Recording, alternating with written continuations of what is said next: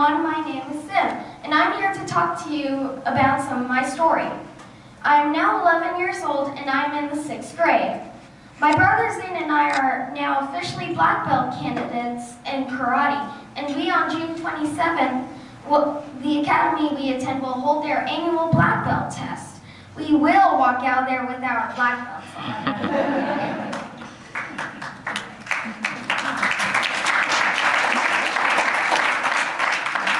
We started Brazilian Jiu-Jitsu in July, and we have already competed for the first time back in December. I'm proud to say I competed in 2 matches, and I came away with a 2nd place medal and a 3rd place medal.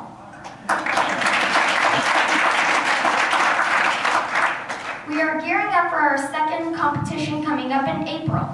I really enjoy cooking and baking at home, and my collection of cookbooks is rapidly growing. I'm also a good dad to my 2 cats that I rescued from the shelter in 2009, sisters I named Sasha and Sophie. I know boys my age don't normally have hair as long as mine, but I'm growing mine out to donate. My little cousin Brooke has been battling cancer for more than 3 years straight now, and she began yet another aggressive chemo regimen a few days ago that will lead to her 6th hair loss. I was inspired both by my cousin Brooke and my uncle Daniel, who died of a brain tumor 3 years ago, to grow my hair long enough to donate to Locks of Love. School and instruction in 2 different martial arts disciplines keeps me busy for sure, but my family tries to keep very busy with other activities too. I'll tell you about some of the things I did just over last summer to give you an idea.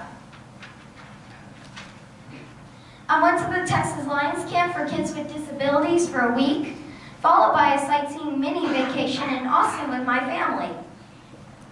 We took several trips to the libraries in both Frisco and Plano.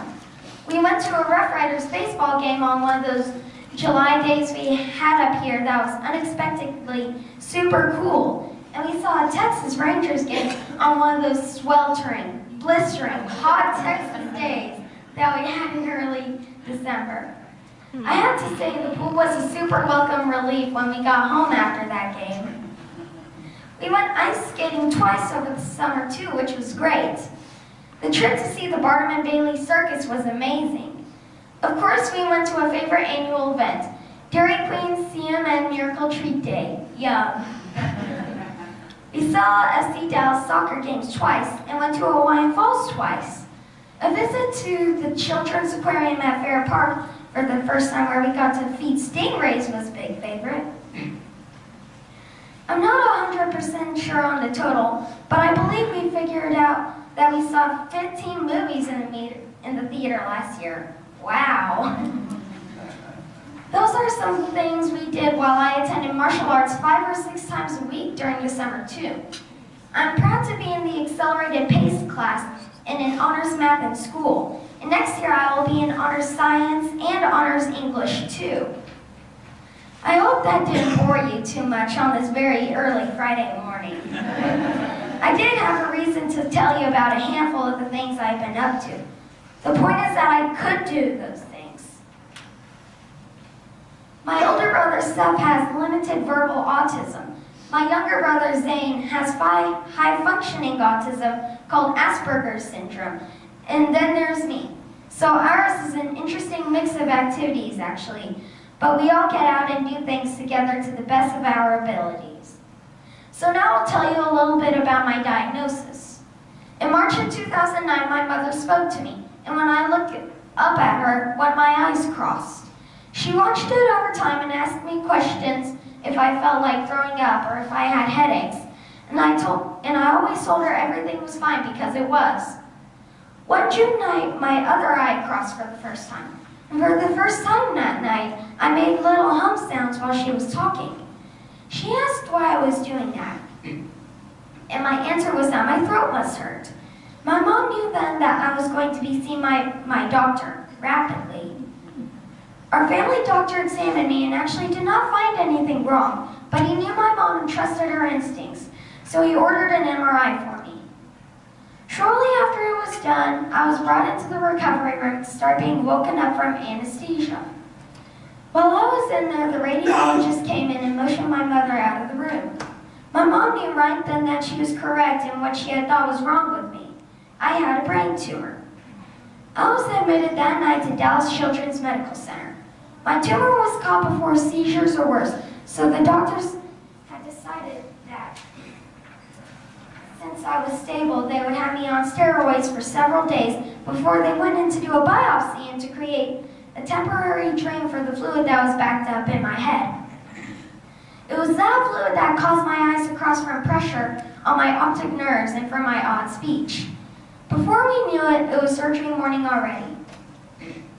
I have some vague memories from the hectic recovery room, seeing first my dad and then my mom. After the biopsy, my medical team decided that my tumor was just too big to treat with chemotherapy, and that surgery was my only good option. After learning about the plan, we just settled into a long, quiet 6 weeks, resting at home with my amazing Winnie the Pooh.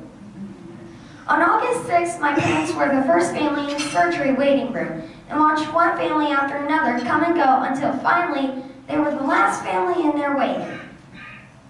When it was their turn to be called back, they both got to see me together this time, but I did not see them.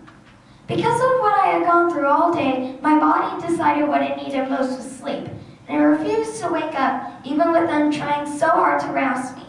So I was in ICU a bit longer than expected. I didn't start to stir until a day after I was expected to be awake, and it took a few days for me to really shake it off and be present and accounted for. On the morning I checked out after the big surgery, I climbed into a little red wagon and was pulled down to the lobby of the hospital. While waiting with my mom for my dad to pull the car around, I was watching the kids and families coming in the door. I told my mom that when I grew up, I wanted to be a doctor to help kids like me. There I was, a 6-year-old boy in pain, unable to stand without help, working on recovering from my second brain surgery in less than 2 months, and my thought was about helping others. We learned a few weeks after surgery that the tumor that was removed was actually a unique one and cannot be neatly classified. It was upgraded to a grade 2 tumor with grade 3 characteristics, since it was not a quote-unquote traditional juvenile pilocytic astrocytoma like they thought from my earlier biopsy. Since it cannot all be safely removed from my brainstem, I get regular MRIs and will always have to watch what is left. If it changes, I will immediately begin chemotherapy. Just weeks after the big surgery, it was the first day of school. My surgeon only took my hair along the incision, but it was a long zigzag from one ear to the other. With my dark hair, it was a very obvious incision, so I went to school prepared. I had a one-page speech ready so that I could talk to my second grade classmates about what happened to me over the summer. I didn't want anyone to be afraid of me or be wondering why I would have to rest and stay out of PE and recess for a while. So we thought it was a good idea to just jump in on the first day of school and get it all out there. That was my first speech, and ever since then I've been fortunate to give speeches to several children's charities to help kids with illnesses of all kinds. I'm much improved from the short-term memory loss problems I originally had. My balance is so much better than it was thanks largely to the martial arts classes I take. My brain processes all that I hear like your brains do. The difference now after 2 brain surgeries is that if I'm going to speak, a reply, or write an answer to a question that was asked out loud, it takes a little bit longer for my brain to process my answer. It's usually okay, but if it is in a new situation where I might be nervous, I might have a problem saying what I am thinking. Or in a timed test, I might have an issue if I try to rush. I have right-sided weakness post-surgery, so it can be that much more challenging writing my answers since I'm right-handed. That right-sided weakness has affected my right eye too, so my focusing muscles don't work so well. The tumor had impacted my growth, slowing it down, so I will find out from my endocrinologist next week if I will start on growth hormone therapy, since my growth velocity has been behind for more than half my life now. I tire a little bit more easily.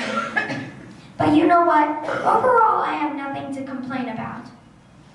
95% of my tumor was removed. My issues post-surgery are things I can manage. And the biggie is the obvious one.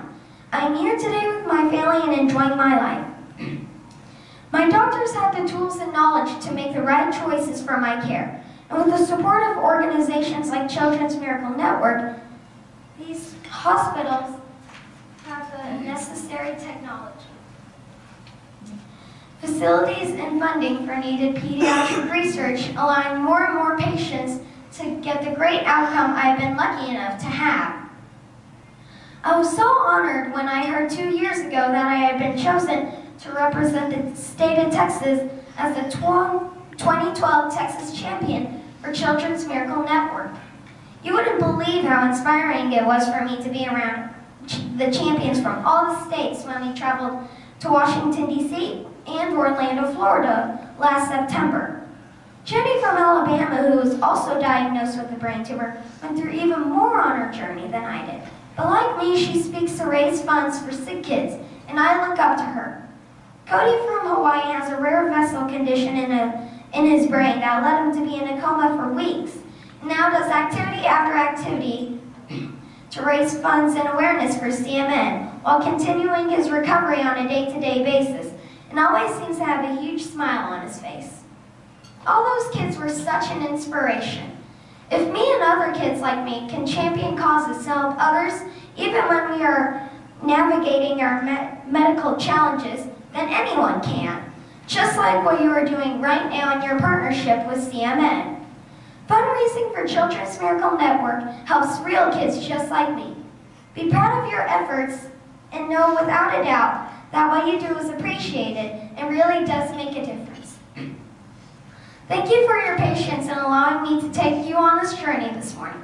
Have a great day and stay warm today. It's Texas. Y'all will be in shorts again tomorrow.